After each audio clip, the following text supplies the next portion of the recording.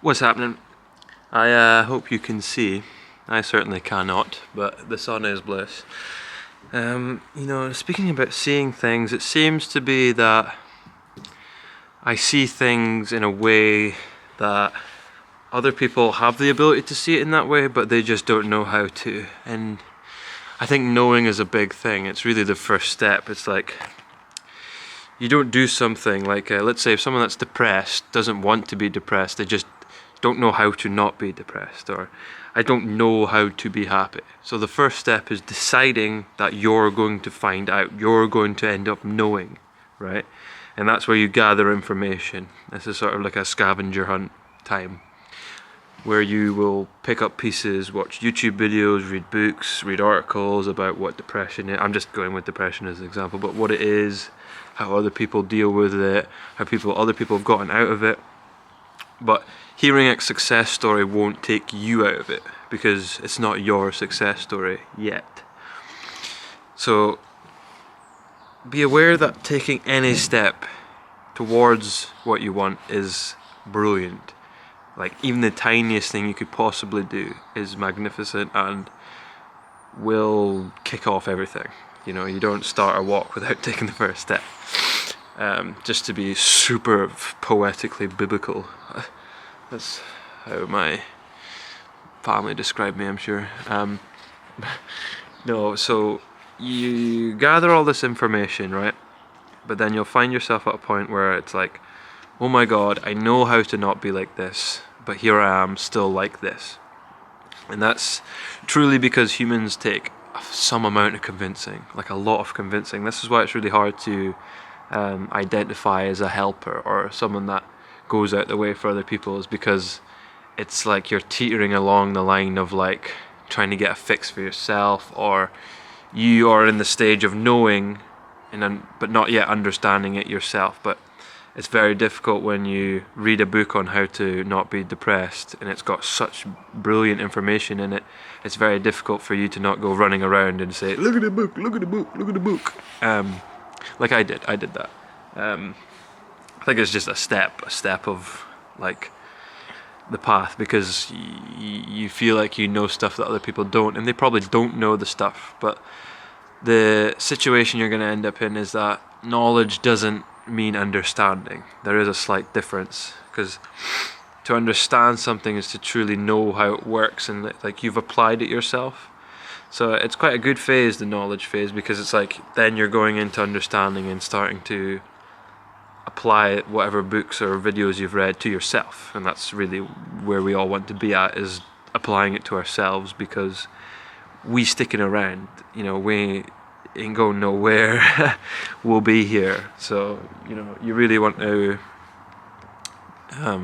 start chipping away at the walls that you've built or have been built in your own mind, because the walls didn't really come from you. And all children start off innocent, but as time goes on, you build something called a paradigm, which is a multitude of habits. If your parents raised you with an idea, you're quite likely to follow that idea. Like people that grow up in a poor household where their parents talk about how money is hard to get and how they're going to have to budget, they're likely to grow up with the same ideas, that money is hard to get and you're going to have to budget, and you're not gonna live a life where you've got loads of dosh, because that's the idea that you've been raised with, and then that idea becomes then a habit. Because it's the same as knowledge, right? So as a baby, you hear your parents talking about stuff and you gather that information up, and then all of a sudden you get to a certain age where money comes in, and you apply their ideas to about money to your money, and then that becomes a habit of, oh, I can't get money, oh money, I'm going to have to budget, and blah blah blah. That's a paradigm. It's been built up. It's an idea that has turned into a habit, and that is now how you are as a person. That is how you function. Which can be really dangerous, because unfortunately, as much as our parents do try, their parents before them were just trying, and before them were just trying, and in the trying process there's a lot of trial and error, and people are riddled with fear and doubt and anxiety, and like I said, they don't know how to parent, they don't understand it, they're just doing what they think's best, but basing that off of their own paradigm, which is quite often quite a negative paradigm. It's not one that, like, most people don't wake up and think positive thoughts and look forward to the next day, or they look at tasks like, you know, like, oh, I've got to take my mum out shopping or whatever. They look at that as a bore instead of looking at that as a chance to spend time with your mum. It's just like paradigms telling you that something is one way when it really could be any sort of way, you know. For however many people are losing, there's an equal amount of people winning, and it's just sort of what side you want to be on. You want to build a paradigm which allows you to do the things you want to do in a way that doesn't cause much internal conflict. You don't want to be battling internally, because that's just, it's a war that's just, oh, it's awful. The internal warfare, because you don't have any backup really. You don't have much, you know, calling the troops, you know, it's just you. Which is good and bad, or not good and bad, but positive and negative, or couldn't be positive and negative, because on the negative side, like I said, it feels like you're alone, but then on the positive side, it's just you. Like, you don't have to go anywhere to do this work, to do this, you know, work on your mindset. You're always where you are, right, internally. And it's also, you know yourself better than anyone. You're the only one that's going to be able to make this change anyway. You know, it's going to have to come from you. Like I said, you can gather knowledge from books and all that, but then you're going to have to do the understanding part. You're going to have to apply whatever things you've gathered. And then that leads into something really beautiful, because after a while, when you've got your knowledge and you've started to do understand, it becomes like trust. It's like a lot of people trust their doubt, for example. This is on the negative side of things. It's like you go to do something and your head says, no, you can't do that because it's too expensive, or you've got kids and you need to watch out for timings and you've not got enough times, and you then trust that idea that it's not possible.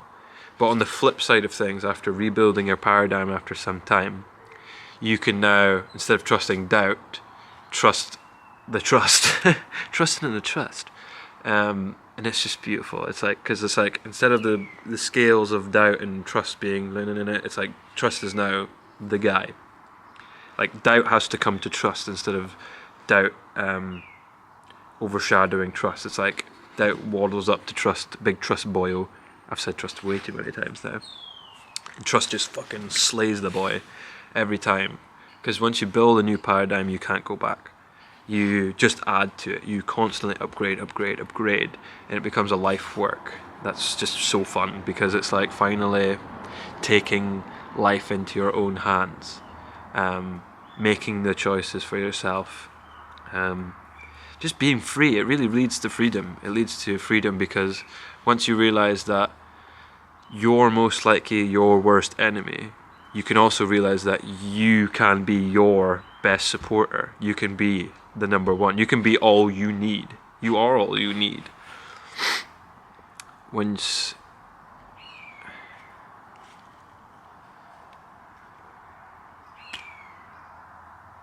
So it can be really quite, once you build the trust and the knowledge and all that stuff, it's really good. That's when stuff starts to kick off.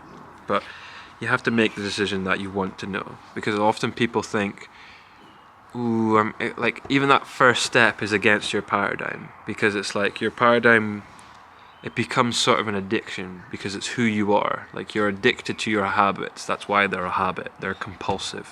It's like, whatever plan you have for the day, you usually wake up at the same time, have your tea at the same time, go to sleep at the same time, you know, you go for a shower this time and not that time. If you were to flip that and do it all differently, your head's going to be a bit, ooh, because you're used to the energy being there at that time. And when you switch it up, it's switching it up.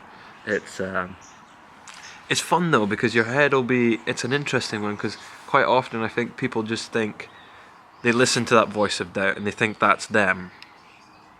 But what happens when you hear this doubt and then you go, no? Who said no? It's such an interesting sort of I don't even know. People call it like an inner person, the witness. I'm. It's such a funky area of conversation that we'll get into another video. But you start to develop a relationship with your true self, and you're no longer just the voice of doubt or a voice of fear. You are. I've got a little doggo. He's down here. He's so cute. You want to come say hi to the peoples? This is Mr. Fwiz. He's the best. He's so funny. There you go. He was just coming to say hi. So yeah, when you start listening to the other voice, you realize that you don't have to ever listen to any negative thoughts. They just brush aside after a while. If you don't add to the ripples that they cause, then they just fade out. They truly do, and you are left feeling sort of, I don't want to say control, but it's like, it is kind of an element of control. It's like, but not like grippy control, more like letting go. It's like a control where you are no longer,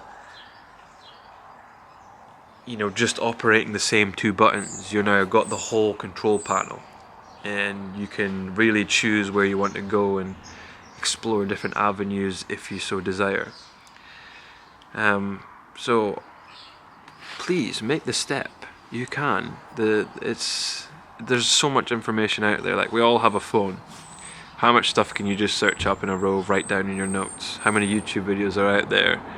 Just go start soaking up all that knowledge, and then take a week or two and just start applying it to yourself. And then see what happens. It'll be so good, I assure you.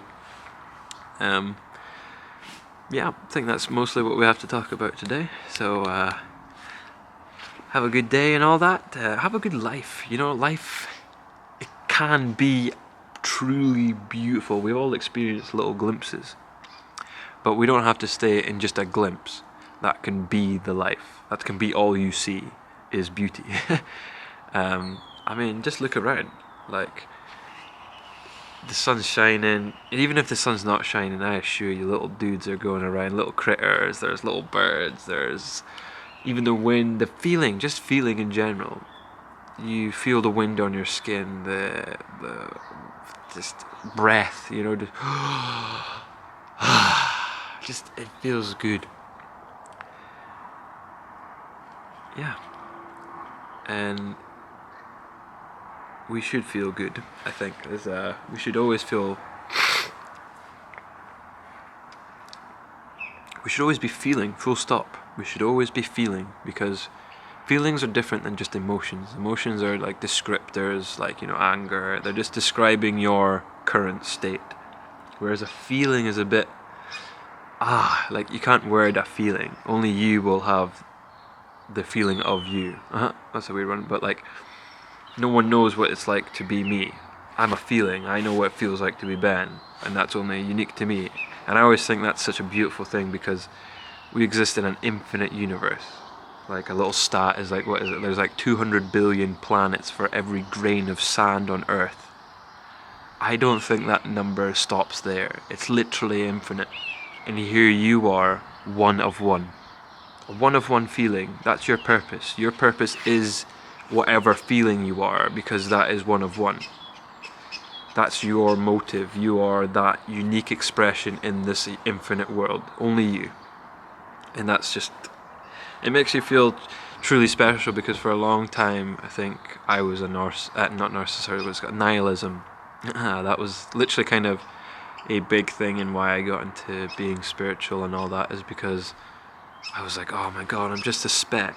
Like, I'm literally just a speck, but you're that one speck. Like, everything else is a speck, and they are the only one of that speck. And it's just, again, said trust too many times in this video, and speck.